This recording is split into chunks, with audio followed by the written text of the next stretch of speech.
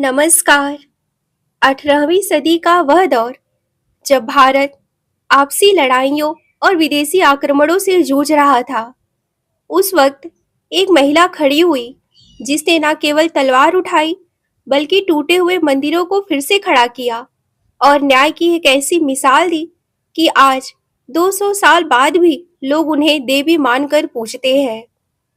वो औरत है जिसने अपने पति, ससुर और इकलौते बेटे को खो दिया, लेकिन अपनी प्रजा को अनाथ होने नहीं दिया। आज हम बात करेंगे मालवा की शेरनी पुण्य श्लोक अहिल्याबाई होलकर की कहानी को। अगर आप इतिहास के शौकीन हैं, तो इस वीडियो को मिस मत करना। कहानी शुरू होती है महाराष्ट्र के एक छोटे से गांव चौंडी से। एक साधारण परिवार की बेटी अहिल्या, जिनका भाग्य तब बदला जब मालवा के सूबेदार मल्हार राव होलकर की नजर उन पर पड़ी।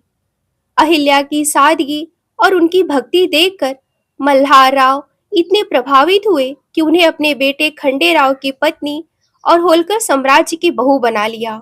लेकिन सुख की यह छाव ज्यादा दिन तक नहीं रही। कुम्हेर के युद्ध में अहिल्या के पति खंडेराव शहीद हो गए।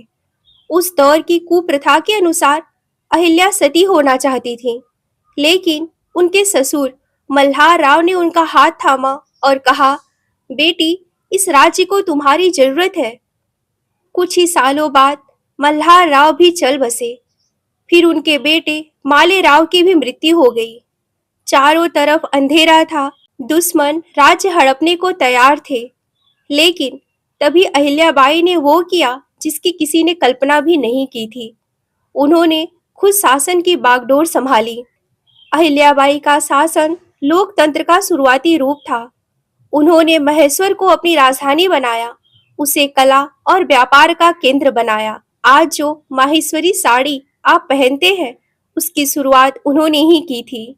उनका न्याय इतना कठोर था कि जब उनके अपने बेटे ने गलती की, तो उन्होंने उसे भी मृत्यु दंड देने में संकोच नहीं किया।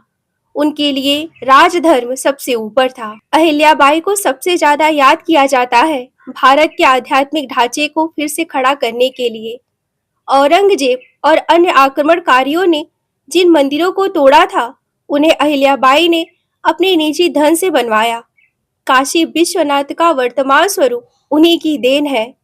सोमनाथ से लेकर केदारनाथ तक उन्होंने सड़कें, कुएं और धर्मशालाएं बनवाई। 28 साल के शासन के बाद 1795 में यह महान आत्मा परमात्मा में विलीन हो गई।